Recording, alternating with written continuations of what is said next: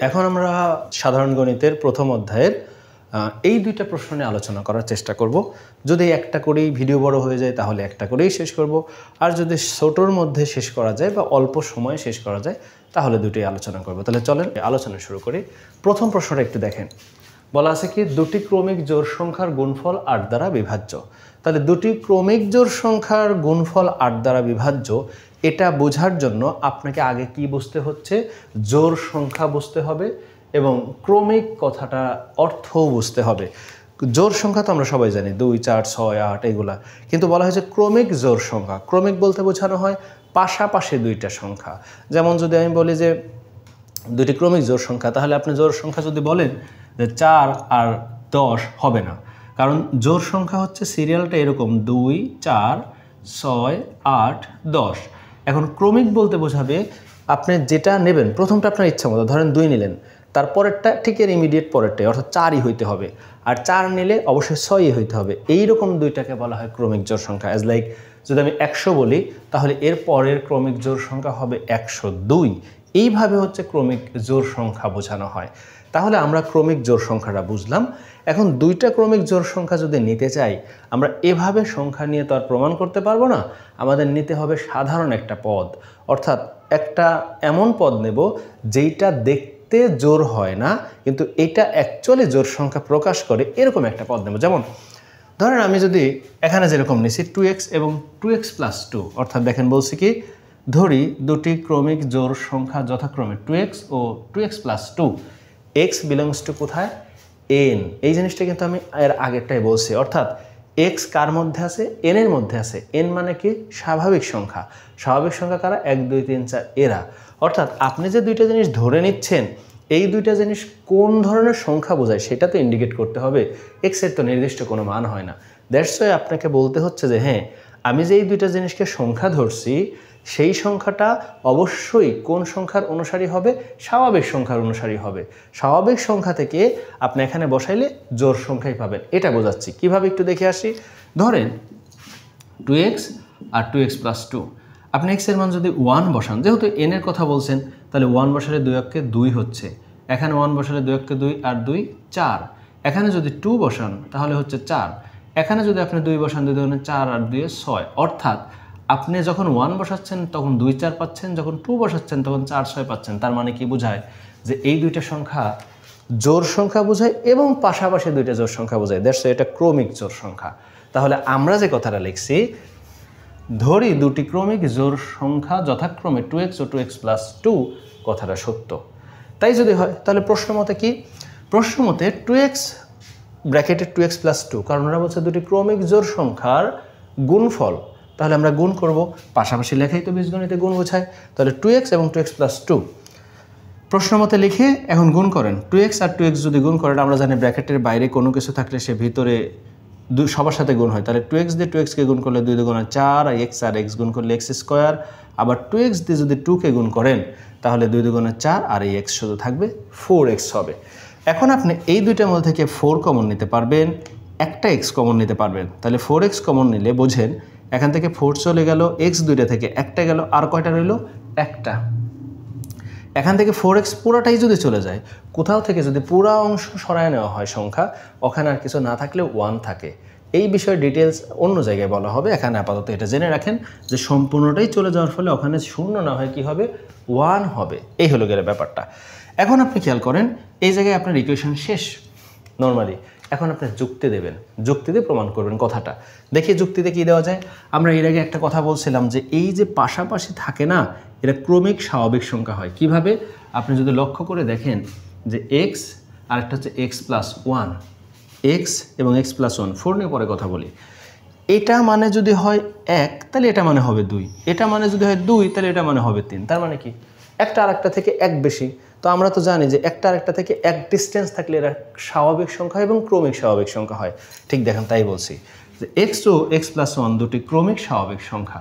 যদি তাই হয় তাহলে দুটি ক্রমিক স্বাভাবিক সংখ্যার গুণফল কি হয় একটু দেখে নেই। 2 × 2, 3 × 2 = 6। যদি আরেকটা নিতাম এখানে 3 আর এখানে ধরেন 4 হতো, তাহলে 3 × 4 = 12। তাহলে দুটি ক্রমিক স্বাভাবিক সংখ্যার গুণফল সব সময় জোড় সংখ্যা হয়। এখান থেকে প্রমাণ পাইলাম। তাহলে আমরা বলতে পারি এক্স ও এক্স প্লাস ওয়ানের গুণফল একটি জোড় সংখ্যা। এরপরে আপনি কি দেখতে পারেন যে যদি এটা জোড় সংখ্যাই হয় গুণফল, তাহলে আমরা পাশাপাশি লিখি যে এক্স আর এক্স প্লাস ওয়ান, মানে কি এক্স ও এক্স প্লাস ওয়ান দুইটা যদি গুণ করলে জোড় সংখ্যায় বোঝায়, তাহলে আমরা লিখতে পারি এক্স এক্স প্লাস ওয়ান, এই পুরো অংশটা একটা জোড় সংখ্যা। আর সে যদি জোড় সংখ্যাই হয় তাহলে তাকে কয় দ্বারা ভাগ করা যায়? 2 দ্বারা ভাগ করা যায় মিনিমাম, কারণ জোড় সংখ্যা সর্বনিম্ন সংখ্যা কত? 2। সো যে কোনো জোড় সংখ্যাকে মিনিমাম 2 দ্বারা ভাগ করা যায়। তাই লিখছি এই অংশটা 2 দ্বারা বিভাজ্য। যদি এখন এই অংশের সাথে 4 নিয়ে আসি, তাহলে 2 এর সাথে 4 গুণ হবে। তাহলে এই অংশটাকে 2 × 4 বা 8 দ্বারা বিভাজ্য। ভালো করে একটু বুঝেন, এখানে এটাকে যদি 2 দ্বারা ভাগ করা যায়, এই অংশটার জন্য যেহেতু এখানে একটা 4 এক্সট্রা আছে রাশিতে, আর আমরা যেহেতু এই রাশিরই অঙ্ক করতেছি, দ্যাটস ওয়াই আমরা এই 4 এর সাথে মেলানোর জন্য এখানে এক্সট্রা 4 দিয়ে গুণ করলাম। তাহলে অবশ্যই এখানে 4 দিয়ে গুণ হবে, তাহলে 2 এর সাথে 4 গুণ, মানে কত? 8। তাহলে এটা যদি 2 দিয়ে বিভাজ্য হয়, তাহলে এই অংশটা কত দ্বারা বিভাজ্য হবে? 8 দ্বারা। তার মানে কি বোঝানো যায় বা বলা যায়, এই অংশটা, যে অংশটা পাইছি, এটা একটা জোড় সংখ্যা এবং দুইটা ক্রমিক জোড় সংখ্যার গুণফল, যেটা কিনা কত দ্বারা বিভাজ্য হচ্ছে? 8 দ্বারা। তাহলে আমরা বলতেই পারি এই কথাটা লাস্টে যা লিখবেন যে অতএব দুটি ক্রমিক জোড় সংখ্যার গুণফল কয় দ্বারা বিভাজ্য? 8 দ্বারা বিভাজ্য। প্রমাণিত হয়ে গেল। তাহলে দুটি ক্রমিক জোড় সংখ্যার গুণফল 8 দ্বারা বিভাজ্য। আশা করি আপনারা সুন্দর করে নোট করে নেবেন। এর মধ্যে বুঝতে সমস্যা হলে একটু টেনে টেনে দেখেন, আশা করা যায় ক্লিয়ার হয়ে যাবে ইনশাল্লাহ। আর যদি কোনো সমস্যা হয় লিখতে পারেন। এখন আমরা যদি 2 নম্বর প্রশ্নটা দেখি, 2 নম্বর প্রশ্নটাতে স্পষ্ট দেখেন বলা আছে বিজোড় সংখ্যার বর্গকে 8 দ্বারা ভাগ করলে প্রতি ক্ষেত্রে 1 অবশিষ্ট থাকে। মানে অবশ্যই বলছে যে আর কি দেখাও যে বিজোড় সংখ্যার বর্গকে 8 দ্বারা ভাগ করলে প্রতি ক্ষেত্রে কত অবশিষ্ট থাকে? 1 অবশিষ্ট থাকে। অথবা যদি এটা বলে দেয়, এটা বললে সহজ হয়ে যায়, কারণ হচ্ছে যে কোনো বিজোড় সংখ্যা প্রকাশ করতে গেলে অবশ্যই একটা সাধারণ পদ ধরে নিতে হয়, বা এমন প্রতীকী একটা পদকে ধরে নিতে হয় যেটা দ্বারা বিজোড় সংখ্যা প্রকাশ করে। তাহলে আমরা যখন কোনো বিজোড় সংখ্যা প্রকাশ করতে চাইব বিজোড় সংখ্যা ছাড়া, তাহলে এমন একটা প্রতীকী পদ ধরে নেব যেটা দ্বারা আমি যে সংখ্যায় বোঝাই সেটা যেন বিজোড় সংখ্যা বোঝায়। অ্যাজ লাইক যখন আপনাকে এরকম কোনো একটা পদ দেওয়া হয় অথবা না দেওয়া হোক, আপনি যদি ধরে নেন এরকম একটা পদ, কত? 2x - 1, এবং এই এক্সটা আপনি বলছেন এন এর মধ্যে, এই বিলংস টু অর্থ হচ্ছে ভিতরে থাকা, মধ্যে থাকা। তাহলে এক্স কার মধ্যে আছে? এন এর মধ্যে আছে। এটা দ্বারা বোঝায় এন স্বাভাবিক সংখ্যা, এক্সও স্বাভাবিক সংখ্যা। তাহলে ওই সংখ্যা আপনি এখানে বসান। যদি এখানে আপনি 1 বসান, 2 × 2 - 1, তাহলে কত হয়? 1। অর্থাৎ 1 বসাইলে পাচ্ছেন কত? 1। যদি 2 বসান এক্স এর মান, তাহলে কত পাচ্ছেন? 3। যদি 3 বসান এক্স এর মান, তাহলে কত পাচ্ছেন? 6, 5। তার মানে এটা কি সবাই বিজোড় সংখ্যা না?